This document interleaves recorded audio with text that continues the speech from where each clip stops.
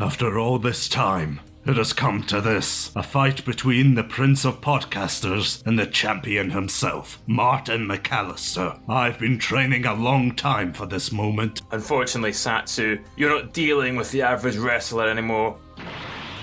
Behold, Super MacAlistair.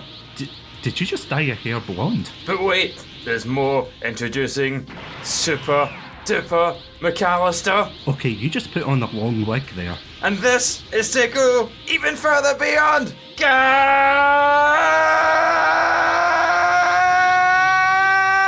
Look, we could be here for 5 Namek minutes going back and forth. Let's just start the episode and... Oh, come on! You just took off your shirt! How is that a transformation? And this is Super Duper MacAlistair 4. Welcome to Dragon Ball Month.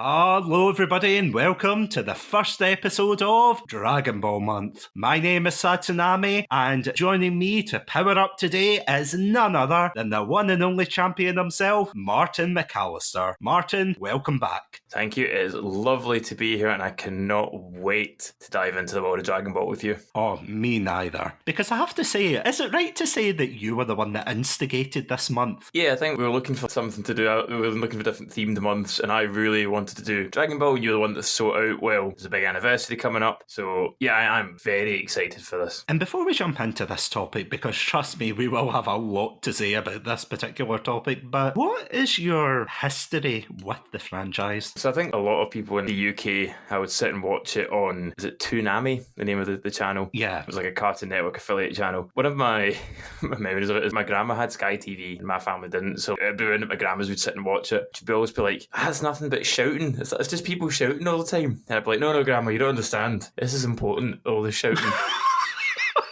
And I went back and watched it as an adult. You know what? It's just full of shouting. But I love Dragon Ball Z so much.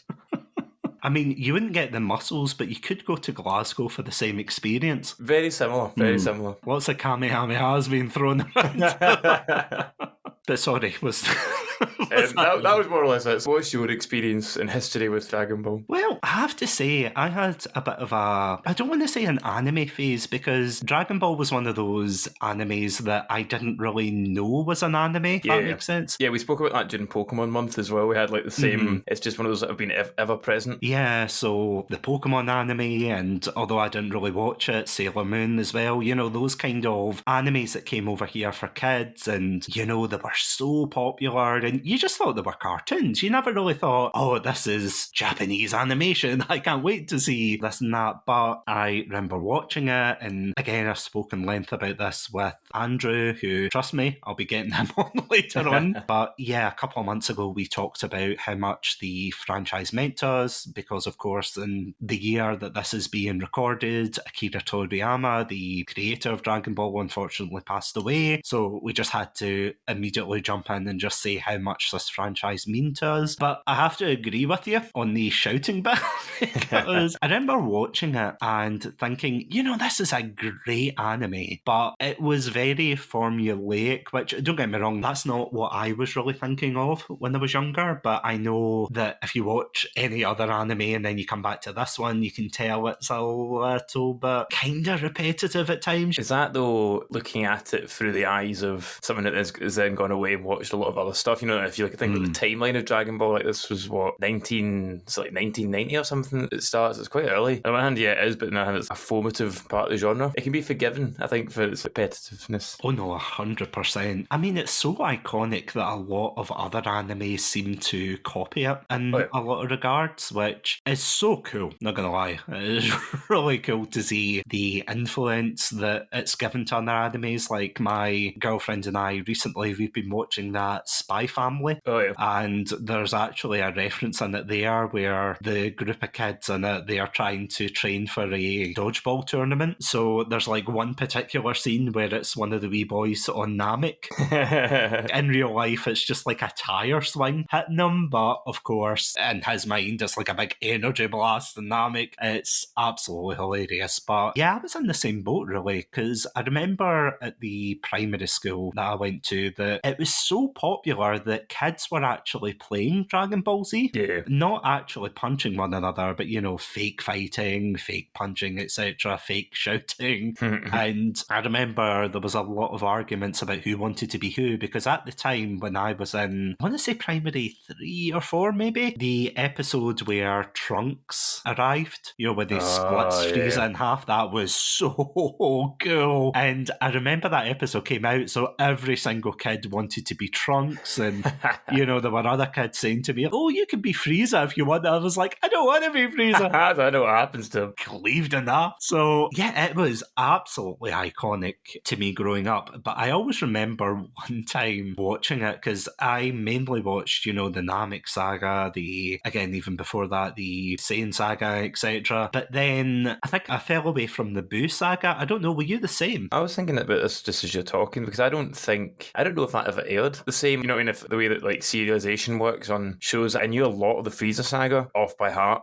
So I don't know if it was just the way it was repeated on TV that it never got to the Boo saga in the UK. Maybe it did. But I certainly vaguely knew of Majin Buu, but like that was about it. I didn't know about anything else. And it wasn't until I was a little bit older, I think maybe it was like starting to become a teenager, because we were quite lucky in that the internet was quite young when we were teenagers, and a lot of the Dragon Ball stuff got just dumped online. So that was how I ended up watching a lot of the movies and caught up with a lot of Dragon Ball Z, and then sort of the end of GT was all through websites like Dailymotion. It was just like an uncooperated landscape. And the games. Oh, of course. Yeah. Just trying to remember of all. There's so many of the games, aren't there? We could have done an entire month just talking about the game series, because there's so many of them. There's RPGs, there's fighting games, there's Jump Force. I'll pretend you didn't say Jump Force in that last one. Yeah. It's happening. We're doing a Jump Force episode one day. Next week on Dragon Ball. Yeah, going back to that point, I think they did have the Boo saga, but I don't know if it was just that stage in our lives, because we grew up, as we said, with the Saiyan saga, because that's where it obviously all began, with the farmer and the shotgun. Then we went on to the Frieza saga, the Android and the Cell saga. I watched a bit of the beginning of the Boo saga, but I never really kept up with it until, as you said, the internet came to be as it is now, or at least in its formative years. And yeah, I caught up with it that way. Saw all the wonderful fan art, which, trust me, we will be addressing in this episode. Yes. Oh, so iconic. I'm going to jump ahead. I have a note here that just says Super Saiyan 100 question mark. I thought you were going to say Super Saiyan 5, and that's the No. One. That's lame. Oh, of course. But yeah, I don't really watch much of the Boo saga. In fact, I tell a lie. There was one episode, I don't know why, but I remember my family turning around and being like, "Oh, is this Dragon Ball show you like? Let's watch an episode together." And it was one of the episodes where it was absolutely awful. It was Majin Buu as, I think it was like Majin Buu's Day Out or something. And it was like, it was a Majin Buu centric episode. So I had to sit there and watch Majin Buu mess around town and everything. And they're watching this as if that's what you're into.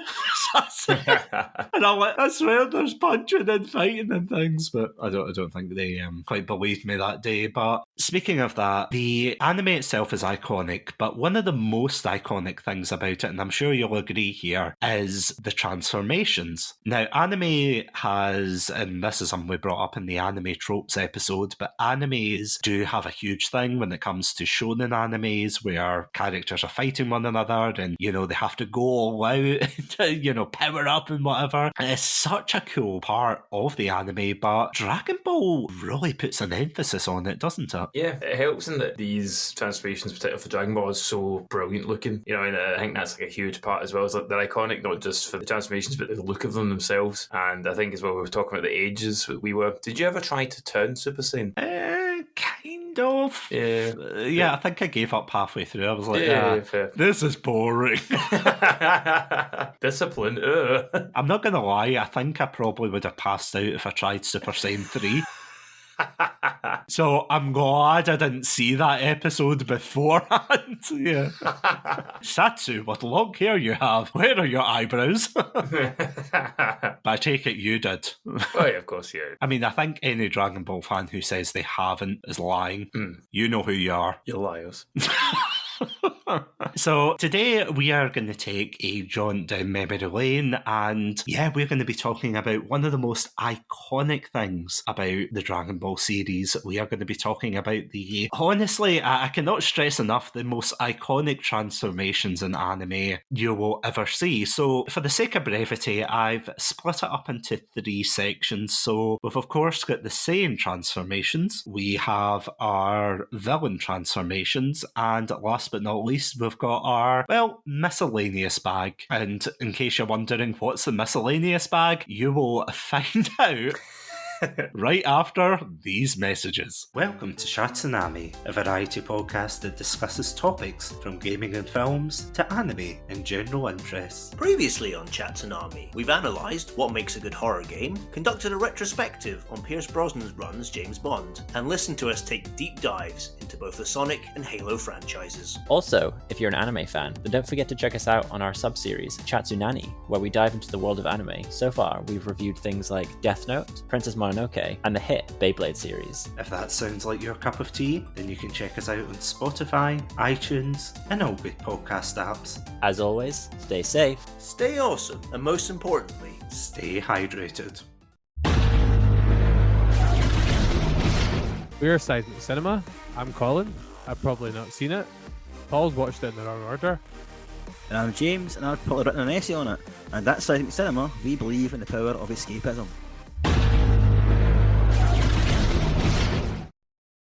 Oh, thank God for that. That'll do. Whew, that was a long power up, and we are back. So, Martin, are you ready to dive into the world of Dragon Ball transformations? I am so ready. So let's kick off with the Saiyans. Oh man, they are the most iconic part of this, aren't they? Yeah, 100%. Out of curiosity, and I'm going to jump ahead a little bit because I'm going to hone in on 4 particular transformations, that of course being Super Saiyan 1 to 4. What was your favourite growing up? Right. For what it's worth, I'm going to preface this. So You're going to put your shirt back on. I'm going to put my shirt back on. It's just so I can blow it back up again when I transform. So one thing that I love about Super Saiyan 1 to 4 is it also isn't Super Saiyan 1 to 4, is it? Because it's like Super Saiyan 1, then 1 and a bit, then 1 and a bit in a different direction, then 1 muscular, then, there's lots of little mini, which is kind of the whole sort of theme of the Cell arc, is like they're trying to do this like arms race with each other. So I love Super Saiyan 1. I think everyone does. I think that's the iconic transformation, the big one against Frieza, and then obviously Trunks coming in with it are like the 2 of my favourite transformations. But actually my favourite Super Saiyan transformation entirely is the Super Saiyan 1 variant, and it's not the muscle one, surprisingly. I think everyone's expecting me to say the muscle one. My favourite one is the one, I don't know if it ever gets an official name, but when Goku and Gohan come out of the time chamber, and the whole gimmick is that they have spent their whole time as Super Saiyans, and their hair changes colour, it's lighter and stuff, and I just think that's such a great concept of this, because Dragon Ball every so often dips its toe back into the martial arts ideas, and this idea of this transformation can only be achieved through rage, but they've managed to hone it back under control, and they can stay in this agitated state for days at a time, I think is just the most brilliant writing. And I think it's such a clever idea, such a clever twist, that Vegeta and Trunks were looking for more power, while they sort of switched on its head and were like, how can we become one with this power? I think it's just a very kind of like zen attitude to have. That is my all-time favourite Dragon Ball transformation. I can't disagree with that, because see Goku's jacket plus that hair. Yes. That jacket, how cool is that jacket?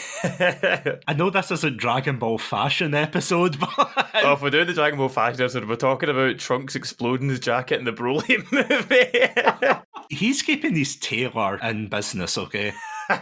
He's sending them to, I don't know, Central City College or whatever they call it. No, I'm actually with you there, because I have to say, watching that arc was just the coolest thing to see, because you're completely right. The whole concept of a Saiyan is a whole space warrior race who are forged in just this constant rage and punching things. So to have this martial artist who was raised on Earth, learned about these values, I mean, let's face it, technically they're probably Buddhist values, but Yep. let's call them space Buddhist values, because it is based off the character Sun Wukong. If I know anything about Sun Wukong, I know he got bodied by Buddha. So, so who would win, Goku or Buddha?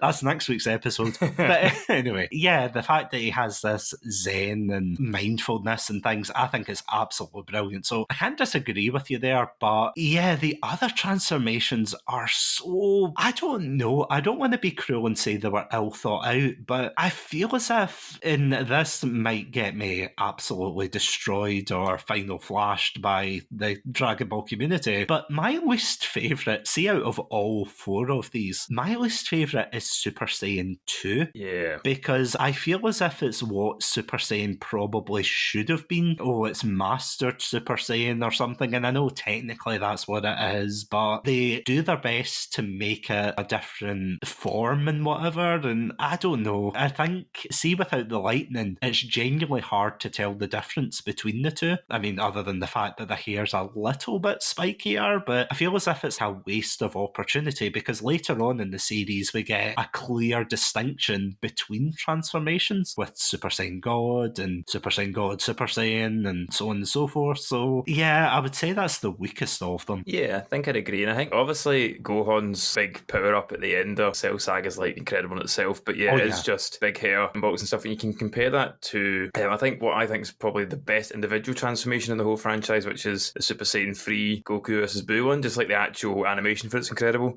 I sometimes watch it when I'm on the Stairmaster at the gym just to pass like 2 minutes.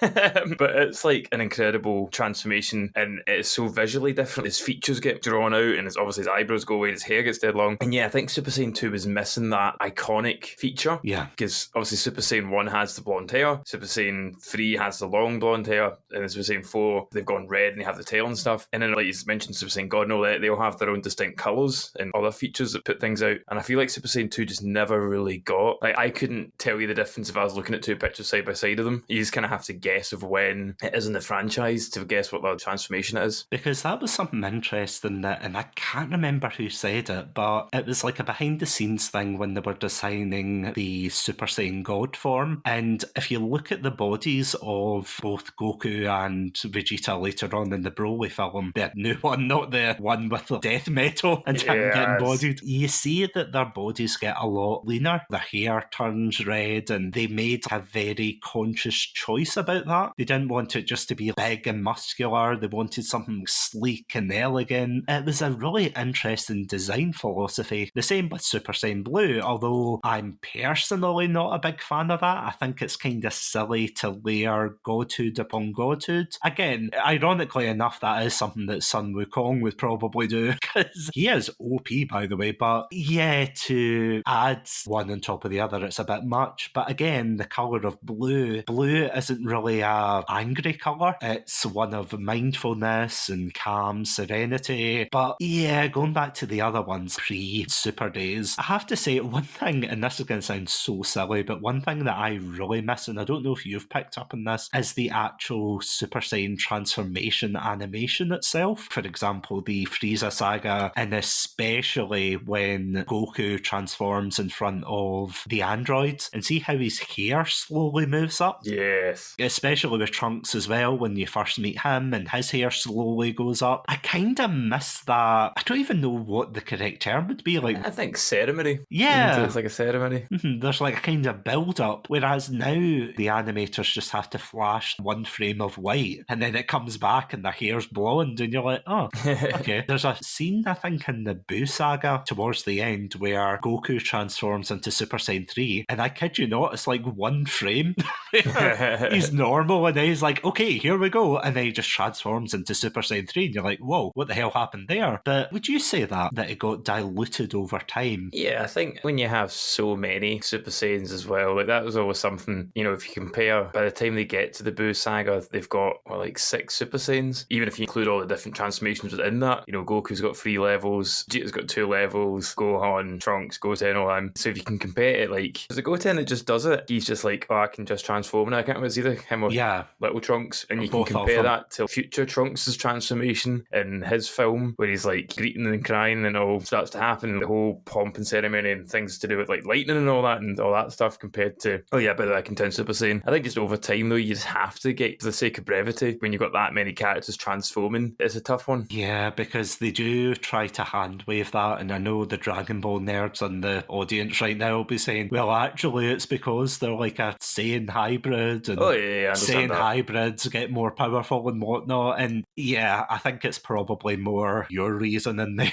that it is just such a vast cast, and let's face it, a lot of people get sidelined, especially from Dragon Ball. Look at Yamcha, Tien after the Cell Saga, Chaozu as well, he's barely in it anymore. Not that I was ever calling for Chaozu to be in it, but massive Chaozu fans. yeah, Chaozu number one. But yeah, you know, you don't have as many of these old characters, and they're sidelined for the Saiyan variety ever. It actually takes a god of destruction to shake up the hierarchy. That is just a crazy thought. Of course, before we go on to the villains and of course the miscellaneous ones, there's a big Ozaru in the room right now that we need to discuss. Yeah, there's a great ape-shaped elephant in this room. Ultra Instinct, let's talk about that.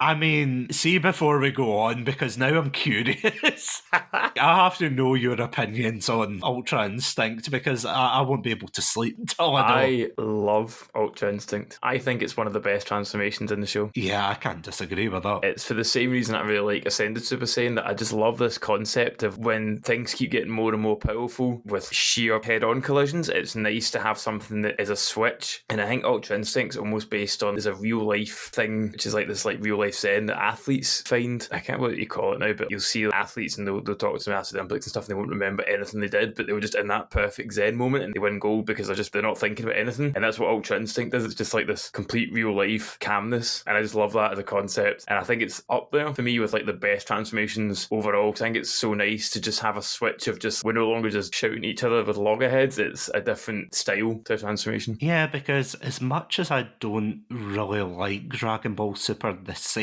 even though it has some of the same faults as Z did, I will say it's quite interesting that they go less for angry transformations, with the exception of Trunks, which he gets like a really weird pseudo-god transformation. It's like Super Saiyan Blue Rage or Magnum Blue, or what's the Zoolander one? Blue Magnum.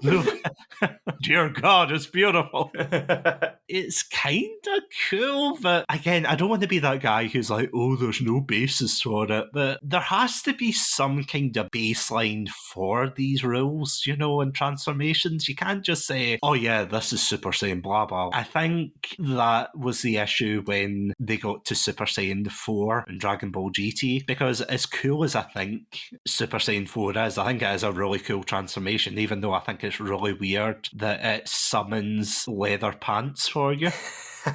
And no shirt. That is a very specific transformation. And the fact as well is Goku transforms into a golden Ozaru, and then he transforms back again into his Super Saiyan 4 form. But that's because of some, I think it's called Blutz waves or something like that. Yeah. Very specific waves from this moon. And then Bulma creates fake ones so that, or rather a machine that shoots out fake ones so that Vegeta can transform, and he does the same. It seems like a very specific set of circumstances. Yeah, why was this a thing that the body could do in the first place? There's no way to train for that. Can you imagine someone going to the gym being like, oh, I can't wait till the next Blutz wave moon or whatever. Yeah, I'm going to transform into Super Bodybuilder 4 over here. I think that's probably why I'm not as big a fan on Super Saiyan 4 as a concept and the Dragon Ball Super transformations is. Yeah. What I like about it is, at least for Super Saiyan 1 to 3, is the fact, and it's a theme that runs throughout the show, that these characters worked towards these transformations, and, you know, they built up themselves and they thought, okay, I'm going to push myself even further beyond, and obviously it's over the top and anime-like, but at least you could kind of say, oh wow, this character's trying to do the best he can, and it was through his own motivation, as opposed to going to a god and asking for some personal trainer lessons. Yeah, I agree with that, but I think what I would say is I think Ultra Instinct fits into the category of Super Saiyan 1 to 3. Oh, and yeah. that's like the one caveat I have on that, because I do agree with you, because I did think it was weird. It was like the way that they got past their current limitations was just by getting help, and it was a bit weird, but Ultra Instinct's like the combination of going back to that. Goku's managed to retrain his brain, so that is the one that I will say, out of the super transformations, the one that I'll say fits that category quite nicely. Oh no, absolutely. The final one, of course, is, I was going to make a joke and say like Gohan beast form or something, but Oh, the Gohan Gohan Blanco. Gohan when Elder Kai unlocks his potential dynamic saga, yeah. So this one, that's good. I put that in miscellaneous for a reason. I'm just thinking of all the games with like Kid Gohan open bracket, unlock potential close bracket, and that would be the name of the character. Yeah, we'll get to that in the miscellaneous for Great sure. ape. Sorry. I feel as if we're putting off the Great Ape. I don't even know why. It's fine. It's a really cool form, I have to say. But obviously, it's not really necessary after Super Saiyans unlocked that, and they cut off their tails, of course. But even then, I think it was more obviously relevant in Dragon Ball because, you know, the power scaling was different. And when someone threatened to destroy the world, it was a credible threat, not just another Tuesday. You know, it was interesting in that regard. But yeah, it's quite cool. And I also find it both horrifying and hilarious that Frieza found a bunch of these warriors in space. He could transform into giant monkeys, threw them at a planet, and was like, "Go ape!" That was only instructions: go ape, have a good time, and they just destroy the whole galaxy. It is crazy.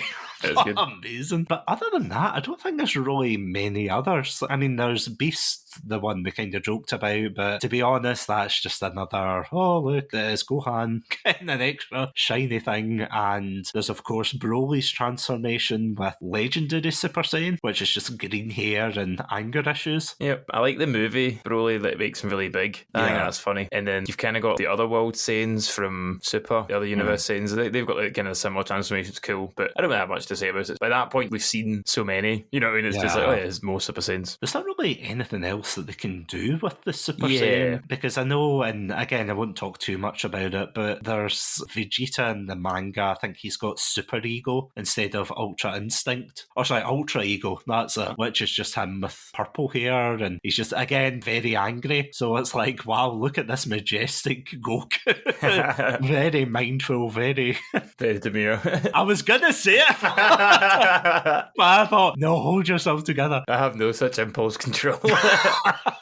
Well, we move on to the villains. Let's do it. Because the villains have quite an interesting archetype. And I hate to say it, but they all do exactly the same thing. Yes. Especially in Z. I can't think off the top of my head for Dragon Ball, but I think they're more fantasy, mystical in that kind of regard. But then when you get to Dragon Ball Z, you've got Frieza, Cell, and Majin Buu. Those are the three main villains, not including obviously Vegeta and Nappa and the big Ozaru, but they begin very alien. Yeah. And then they always transform into a very humanoid shape. And this continues even now, because I've been seeing stuff from the Super manga. I've not caught up with it, but I've seen they have this goat guy, and he starts looking like a goat, and then by the end of it, he just looks like Cell. And yeah, it's a weird one, because I'll say that out of the three, I think we'll focus on those three main villains, Frieza, Cell, and Buu, they all kind of have a point where they all look really similar, and it's really weird. I think Frieza's probably the one that avoids this the most, because his is slightly different, but the Buu and Cell comparisons, especially Super Buu when he absorbs people, is bonkers close to Cell. Like, it's so similar. Yeah, it's like, you know those old art books you used to get where it was like how to draw an anime character? Yeah. Or draw your own manga, and it was always the same face they got you to draw. That's what it feels like. And don't get me wrong, I'm not criticising the artist for this anime. I think they do a fantastic job, but I feel as if the problem lies in the similarity of it. You know, they've got the stern eyes, they've got the big noses, the chiseled jawline. As you said, it's far too similar, especially with Super Buu and Cell. They are near identical. Although, shout out to the guy who animated Cell in the Dragon Ball GT arc that one time, whoever you are.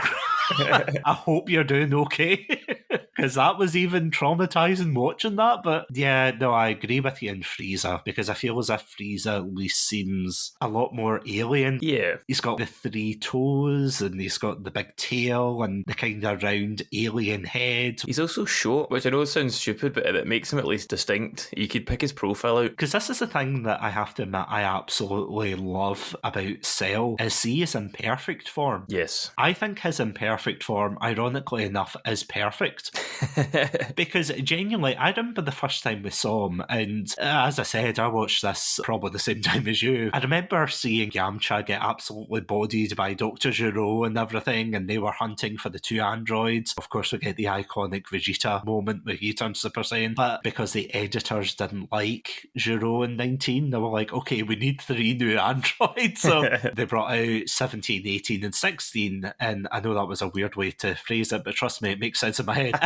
And yeah, it was really cool to see them, but again, they're just humans. Well, robot android humans, but they're not really as distinct. But then, of course, you get Cell, who's this horrible bug creature who literally drinks people through his tail. You see whole cities that have been, for lack of a better term, drained. Did you feel horrified when you first saw that as a kid? Oh yeah, the figure cell's never been seen like that in Dragon Ball, like the tail and the weird bug mouth. Obviously Frieza had a bunch of alien references in his transformations, but this one didn't even have a mouth. It was very unusual for Dragon Ball to include stuff like that. Yeah, because he felt very much more, again, I don't want to say alien, but he felt very primal, an actual monster. Yeah. But then we get to semi-perfect Cell, and I hate it.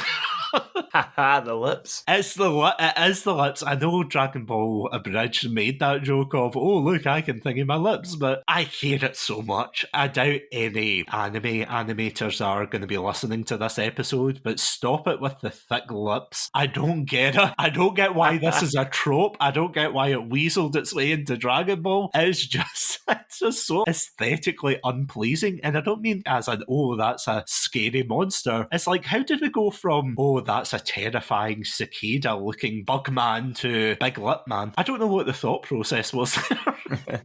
Yeah, and then, of course, you've got Boo, which I have to say, I did like how Boo was very, for lack of a better term, pleasantly plump. He is jolly. Yeah, exactly. He's jolly, but that makes him even scarier in a way. Like the fact he's so childlike, so funny to me. Because even when you've got other people like Dabura and, I mean, Babidi's kind of distinct. He's not overly bad, and I think it's the same with Garlic Jr. as well. Earlier on, he's more demon-like, but even then, it always reverts back to, oh, they're humanoid. Yeah. So I don't know, would you say the same thing for Super as well? That they have that problem? I'm trying to even think who the villains are in Super. So you've got I mean, you've got a cat, but then you've got Zamadasinamanu. yeah, Zimazamalam, yeah. That's yeah. For legal reasons, we know it's Zamasu. Okay. Oh, I didn't. I was hoping you were going to say it first. I had no idea what he's called. Yeah, you've got him, and then he fuses, and he just looks like any other person, and you're like, One thing I'll say in defence of these transformations is at least it's interesting how they get between them. I think it's probably something that, while I prefer Frieza visually, him just being like, okay, I can just choose to power up is fine, but I like how Cell and Boo have different win conditions, so to speak. It makes like the fights a lot more interesting. So obviously Cell has to absorb the androids, and imagine Boo does that weird split and then absorbs himself, but is able to then absorb other people. And then obviously same with, what was his name? what, Zamasu? That's the one. I don't know why I cannot keep that in my head. His transformations are different again. I like that when a baddie at least has a different condition. I just remember Zamasu turns into the sky at one point. Yeah. I totally forgot that happened. Yeah, he turns into a Windows screensaver. Yeah. So he does. What's that transformation called? I don't know. Zamasu XP? I'm gonna look that up. Oh, it's Zamasu Sky. But yeah, I like how these transformations, even though visually I'm not as in love with them, I do like how they have different conditions to get there rather than just, I'm going to transform now. No, you have a point. Because, I mean, even with Cell, he gets punched so hard that he reverts back to semi-perfect Cell, and he spits out Android 18, which is very weird because... Very gross. It's very gross, but it's also very weird because, and I genuinely don't know if the anime explains this. Sorry, I'm going off on a side tangent No, here. I'd love to hear it. But you know how Android 17 just turns up in Super and he's like, oh yeah, I'm a park ranger. And all I can think is, I love Super. I like that bit, but I'm like, how are you here? I thought you got disintegrated in Cell's body. How are you here? I know why, obviously, Android 18 got revived and everything, but what was the deal there? Because they never really... Do they explain it, or am I just going nuts? No, I think even Android 18 just coming out and just, were you there the entire time, just as your entire body when Perfect Cell was about? It is confusing. Okay, that's fine. Genuinely, I've been carrying this trauma for years. I just had to double check. I'm like, this is a very, very strange condition. Anyway, yeah, thinking back to Super, there's not really many off the top of my head. There's Jiren, but I wouldn't really class him as a villain, and he doesn't really have transformations. He has power-ups. Is it Topo, or, his friend to the Lorax with the big mustache? Yeah. He kind of has a God of Destruction power-up, but again, it's not really his power-up. It's more like him utilising the energy. Before we go on to the final set of transformations, what are your thoughts on Golden Frieza? I like him. I love the concept that he actually just bothered to try, and that was it. Turns out all he had to do was just take a week to train. I think that's really funny. Is it a bit naff in the overall structure of Dragon Ball? Probably. But I do like the concept of he was given everything on a plate, and so when he actually had to try for things, he could actually achieve things. I think that's just a really funny concept. And it's a great looking transformation as well. Am I right in saying that he chose that colour? Yeah, they kind of make a reference to that. He wanted to do it as like a big Super Saiyan. That is so weird, isn't it? It's so funny. Number one hater. But that just raises so many questions. It's like, if you were Frieza's race, what colour would you want to be? It's like, would you want to be green, blue? Pink. Pink? Oh, well, of course. 100%. I mean, the only one that I have to admit that is cooler than Frieza's is Cooler's. Yes. That Phase 4 transformation, that is incredibly The sick. Optimus Prime face. I don't even know why he has that organic built-in mask, but No, brilliant. it's so cool. That's all I wanted to say for that. It's a shame that was never canonised for Frieza, because it is the coolest, actually pun intended, it is the coolest transformation of his species. Oh, absolutely. Do you know, people keep calling them frost demons, but Cool. it's cool, but I don't know if that's the official term for them, but yeah, as a kind of final thoughts for that particular thing, I do think that Dragon Ball definitely has a issue with not humanising, sorry, that's the wrong word, that makes me sound like a psycho, with making them seem more human in design rather than the monsters that they're supposed to be, with the exception of the 13th Dragon Ball film, the big bug thing that comes out the flute. I can't remember his name, and I remember I looked it up and I said I'm not going to say that because I will butcher that name. I mean, there's Janemba as well, but that's an episode for next week. So, of course, finally, we have the miscellaneous categories. So here are your unlocked potentials, your mystics, your kaio-kens. Oh, where do you want to begin with this one? Let's start at Zabon. I didn't expect that one. Zabon's like the first proper transformation in the show, and it's something that he can control. Obviously, Zaro is like, they do it on purpose, but it's not a controlled transformation. Well, this one kind of unlocks the door for every other transformation in Dragon Ball Z. Just when I talk about it, it's funny because he goes from being handsome to ugly and powers him up. I think it's funny. I don't really have much else to say. I just wanted to bring that one up because I think it's really important in the grand scheme of things. It's just not that much to talk about. Funny enough, it's actually the opposite of what we were just talking about there, isn't it? Yeah, it goes from a very, although it's an alien, like a very pretty looking alien person, to this horrific monster, which I know there's a Beauty and the Beast analogy there, but yeah, it's quite interesting to see that they flip that completely on its head, which, yeah, is cool, but I don't think we really get much of that later on. Instead, we get unlocked potential, which is essentially just, trust me, bro, you're powered up, because Gohan gets it, Krillin gets it. Yeah, that's really it. I'm going to say Gohan gets it twice, because Gohan also has like the mystic transformation thing in the Buu Saga, which is the same thing, right? There are not enough words in the English language to describe how much I hate Mystic Gohan. He gets a new bit of hair. Does he though? Yeah. If you thought Super Saiyan 2 was hard to distinguish. I genuinely still remember watching, I think it was the 13th film, and it's Gohan, Goku and Goten, and they're fighting the big dragon creature, and I remember they power up to Super Saiyan, but he powers up to Mystic, and it's the biggest disappointment ever. You're like, oh, okay, he looks the same, because as you said, it's that ceremony, it's that showmanship, as it were. Although Super Saiyan 3 is ridiculous, at least there's something there. It should be ridiculous. Yeah, the only other one I can think of is, of course, Kaio-ken, which I have to admit is really cool. It is quite interesting that they brought it back, isn't it? Yeah, I think that's a really fun way of exploring the stuff with the Super Saiyan gods is like, oh, this one thing that we did 20 years ago is actually still relevant. It is really cool. This is a very Dragon Ball thing, not a Dragon Ball Z thing, but things having a price. So like kaio-ken has like an absolute toll on Goku's body, which I really think is a really clever concept as well. So when he uses it, he's only got so much time that it's actually racking his body with pain as he does it. I think that's a really cool idea. Yeah, because I have to say, Dragon Ball's one of those animes where you don't really see a lot of consequence, that they can just say, oh, I'll wish back, so-and-so, and then they have to make rules on top of that to say, oh, why aren't they just, asking the Dragon Balls, and that's the reason. Also for kaio-ken, you get the incredibly, amazingly awful, amazing thing in the... I don't know if this is the same in the Japanese, because I've never watched it, but the dub where it's just like kaio-ken times and they just keep sticking numbers on the end. Brilliant. Honestly, fantastic. Starts at kaio-ken, it's like kaio-ken times 2, times 2.5, times 5, times 10. It's just unbelievable stuff. I love that. Was that not a thing that got the My Hero Academia writers in hot water? They did that so early in the show. Yeah, it was like plus 1 million or times 1 million. They did a one for all times 1 million on like the second series. You can't come back from that. I remember just, the backlash of that. People being like, oh, well, if you can do that right now, it's like, oh, no. Someone said in their head canon it was just him saying it to try hype himself up, which I thought was really funny. See, that's the way I interpreted it, because I was like, there's no way that you can go from 1 to 1 million.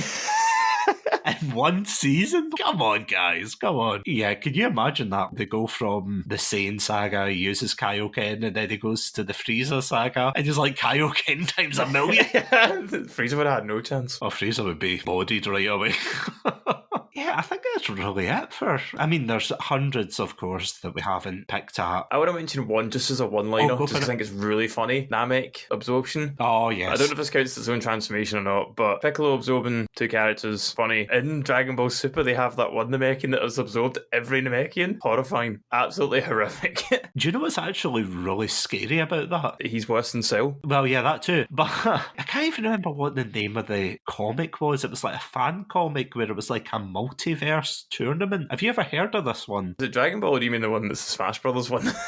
No, it was like a fan manga where they took different Dragon Ball universes, like what would have happened if Cell won in this universe, sure. and what would have... It was long before Super came out and canonized it, but it was like, in the universe where Vegito bet Super Boo, so he still exists, which I thought was a really cool idea. That's a funny one, I like that. Yeah, I think it was before they, again, retconned and said, once they take the earrings off, or it's on a time limit. But yeah, no, that was really cool. But I'm pretty sure that they had a similar thing, where it was like all the Namekians just absorbed into one person, which was a really cool idea. But yeah, I mean, fusion in general is just like a bag of worms, because you've obviously got the Potara, I think they are, the earrings that you put on. You've got the fusion dance, which is, again, a very iconic one. I think that's really the only ways people can fuse, except for, you remember that Android film? Super Android 13. That's the one, Nah, yeah. I don't call it, to give it its proper title, it's not that Android film. That trucker Android, yeah. He absorbs 2 floppy disks and he turns into... a giant blue man. Blue man group's cousin. Yeah. Honestly, see Dr. Giro, it would be nice to have some background, even an OVA. I would just love to see the man's thought process, because Android, and again, any Dragon Ball fans, please correct me if I'm wrong here, but I'm sure Android 8 was in, I think he was in Dragon Ball, like the original, and he was just a Frankenstein monster. And that was kind of quirky and a cool idea, but you go from that to... In 5 iterations, no less. Yeah, to a trucker, a short purple man who looks like the mascot of a cereal box. I can't remember the other one. He's like a big samurai dude. Yeah, with the big ponytail. Yeah. And then they transform him into the angry cousin of Tony the Tiger. And then... Look, my fan fictions get weird, okay? Yeah. I'm enjoying you trying to explain this. But yeah, then you go from that to normal 17 and 18. No, you skipped Arnold Schwarzenegger. Oh, of course. In the middle of that. Then 2 teenagers. Oh, yeah. And then 19, which is... Do I have to explain Android 19? No, I don't think for the sake of this episode, let's keep going. He's a mime? Maybe? He's a clown mime? Or is Dragon Ball Abridged called him Fat Chaozu? Which I couldn't stop laughing at that. I'm amazed we've made so few Dragon Ball abridged references so far, by the way. I have been holding back my power level on that, I have to say. But yeah, other than that, oh yeah, you've got Jiro as well, who's Android 20. And then again, Android 21 is like this attractive boo girl. Oh yeah, that was in one of the games, wasn't it? Yeah, it was... Xenoverse? No, it was like Z the Fighters or something. Oh, was it in Fighters? Yeah, it was in Fighters. Yeah, I like that game. So it's like, why? What is the process? I want to know. Dr. Jiro, explain yourself. Honestly, see, go back to Super Saiyan, those make so much more sense. I don't know what he makes Cell, just to completely put a bow on it all. He also has like a bug man. a bug growing in his lab. Do you think he just looked at a cockroach in his lab and he went, wait a minute? I was going to imagine it just walked into his tank by accident. He's just like, fine, you're part of the process now. It's like, you know that meme floating around where it's like, I guess we're making this now. I guess I'm making bug people now. Oh well, what you gonna do? But to wrap up, is there any final thoughts that you have on the world of Dragon Ball transformations? We've made a lot of jokes and a lot of jests and stuff while we've gone through this, but in my mind, there's few other, not just in anime, but in TV in general, iconography as amazing as some of the stuff from Dragon Ball and Super Saiyan is a huge part of that. Characters like Vegeta and Goku and Gohan, Trunks, all in these forms are iconic parts of my childhood, but I think they're just iconic designs. And I think it's a huge part of what makes Dragon Ball amazing. Like I said, we've made a lot of jokes, but these are top tier designs and always will be. They are incredible. No, I couldn't agree more. Because looking back to other cartoons at the time and other shows, whenever you thought of the over-the-top animations and things like that, you used to think of things like Sailor Moon or Pokemon, you know, those kind of bombastic, oh look, it's over-the-top, it's vibrant, it's colourful, but Dragon Ball seemed to be the trailblazer for that, because, and I don't know why, and I brought this up in I think it was the Significance of Dragon Ball episode that we did a few months back, but do you remember a show called Kids Next Door? Yes. There was an episode of that, and I just remember it vividly, just purely because of how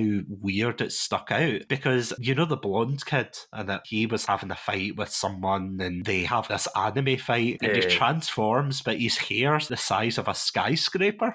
And he's like, oh no, it falls over. All of the cartoons at the time were doing very similar things to poke fun at it, but in a way also pay homage to it. So you're completely right. Although it is a bit silly, a bit over the top, it is so iconic. And saying all seriousness, there are some we've probably missed. So if you want to reach out and let us know what your favourite transformation is, then please feel free to. But once again, Martin, thank you so much for joining me in the first episode of Dragon Ball Month. Thank you for having me on. And before we wrap up, where can these absolutely amazing Pandalorians listening find your content? You can find more of me. The best place to find me is over on Instagram, but I am on across all social media. Just search up the name Martin MacAlistair. And if you're local to Glasgow, you might be able to come see me in a wrestling show as well. So always keep an eye out. I'll be around. And of course, if you want to catch more episodes from ourselves, as well as more episodes of Dragon Ball Month, then you can check us out on our website, chatsanami.com, as well as all good podcast apps. I also want to thank our Pandalorian patrons, Robotic Battle Toasted and Sonia. Thank you so much, as always, for supporting the show. And if you want early access to the podcast, as well as exclusive content, bloopers, behind the scenes, then you can check us out on Patreon at patreon.com/chatsanami. But until next time, thank you all so much for joining. Stay safe, stay awesome, and most importantly, stay hydrated. Without his shirt, Martin MacAlistair has transformed into the legendary Super Duper MacAlistair 4. But will the Prince of Podcasters still be able to hold his own? Or will Martin's marvelous muscles... really? Who wrote this? Anyway, who will win? Find out in the next exciting episode of Chatsunami Z.